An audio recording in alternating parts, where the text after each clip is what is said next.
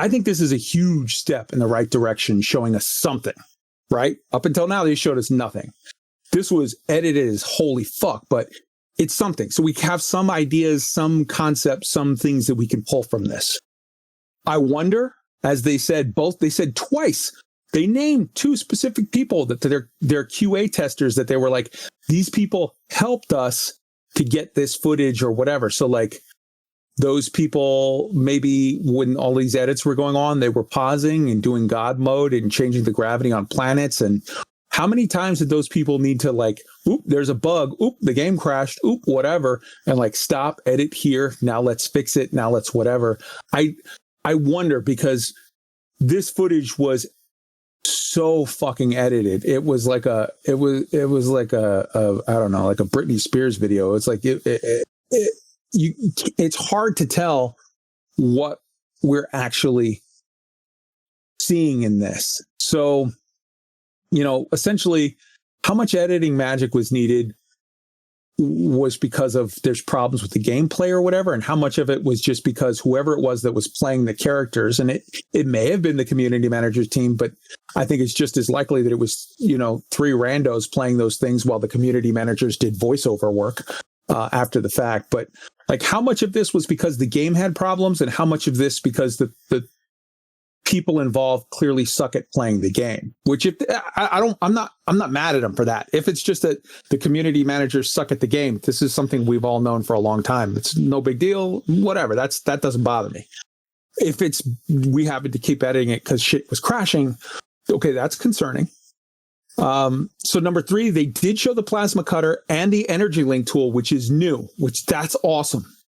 But they skipped hacking entirely using this e-breach. Is that because hacking wasn't ready? Because they had the chance to hack at the door, they didn't use it. They used the cutter. They had the chance to hack at the terminal, they didn't use it. They used the e-breach. And later in the talk that they did, they explained an e-breach is an expensive thing that you can use as sort of like an I-win key.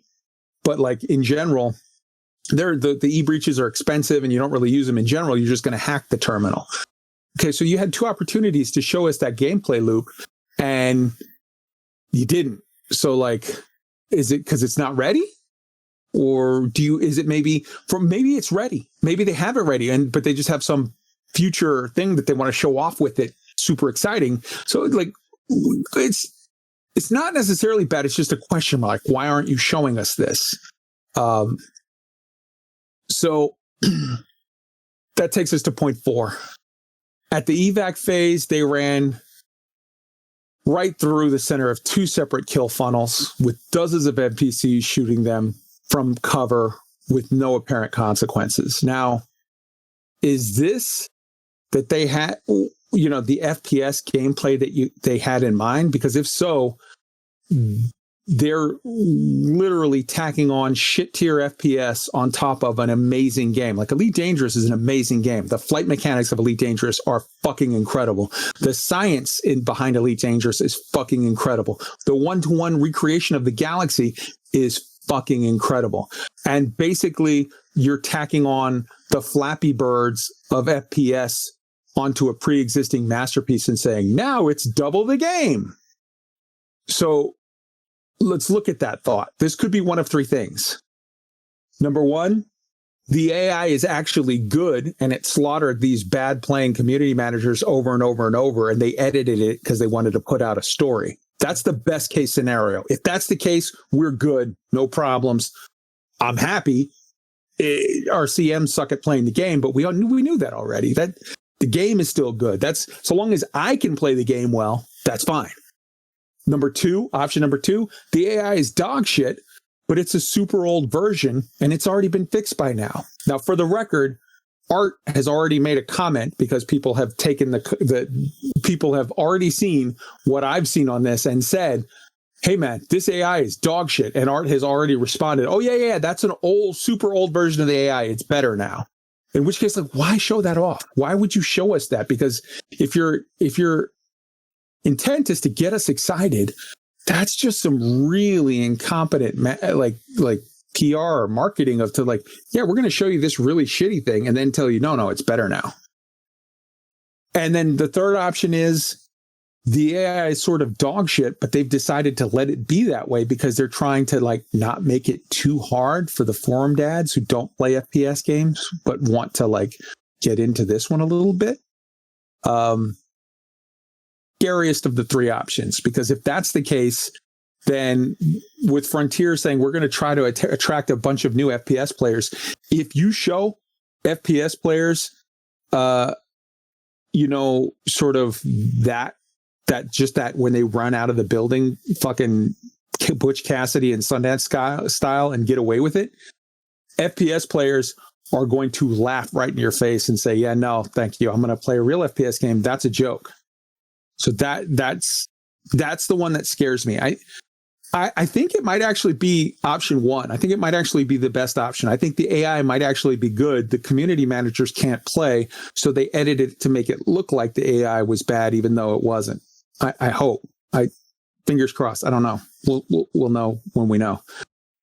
So, point 5, they claim that the air defenses are amazing. They said that. They made a big point of declaring that in the stream, and they've made a big point of saying that on the Q&A, 2 different Q&A rounds that we've gotten before. Oh man, this air defense is amazing. They showed none of it. They run to under the ship and fade to black. That just hurts my heart. Number 7, the everyone turns blue mechanic when your shield is on. I think that's really suboptimal. Number 8, with all the times that they hyped the sphere of combat, they were like, ships will be shooting SRVs. SRVs will be shooting people. People will be shooting ships. Like, all of this stuff is going to be in our first-person shooter gameplay. In all of the FPS stuff that they've shown us thus far, including this video, we've seen 0 of that. We've seen 0 people shooting at an SRV. We've seen 0 SRVs shooting at fuck all. We've seen 0 ships shooting at an SRV or people. Like, we just haven't seen it. Why? If that's the big thing that you're basing this on, that you're saying our FPS is different because other people, have FPS, but it's just people shooting people. We have this integrated system of ships and SRVs and people, all unit types shooting each other in a big orgy of destruction. How come we're not seeing any of that? Number 9, for the few fucks I give about FPS, I sure would love some content on scavenging or hacking or exobiology or walking around and doing stuff in stations. These are all things I would have loved to have seen. And number 10, the alpha starts on March 29th. I would love to know how many alphas and betas there are going to be and for how long each. Let's just, as an example, throw out that there's 2 alphas and 2 betas, and that each of the 2 alphas and 2 betas run for 2 weeks each, and that in between the 2 alphas and 2 betas, there's 2-week breaks to give the programmers, devs, time to incorporate the feedback that they got and tweak things based on both the verbal feedback that we're giving them on the forum saying this needs to be fixed, that needs to be fixed, but also based on the metric feedback that they're getting where they're saying everyone's doing A, we need to try to funnel people into B, C, and D, or whatever. And again, this is just a speculation, but if there's 2 alphas and 2 betas, 2 weeks each, and 2 weeks between them to incorporate changes, that is a 16-week minimum from basically April 1st. So that puts you at late June, early July. Like, okay, when is launch going to be? Number 11, the loading on the ship wasn't even ready. Like, literally, they lied and said we're on the ship when they clearly weren't, and they got left behind. And number 12, and this is a small nitpick, but recoil on a laser rifle is dumb. That's not how lasers work. That's how a kinetic rifle would work for sure, but laser rifles wouldn't have recoil. So seeing that, I was kind of like, huh? That's weird. So those are things that I noticed that either I question something about or I worry about or whatever. Let's talk about the positives.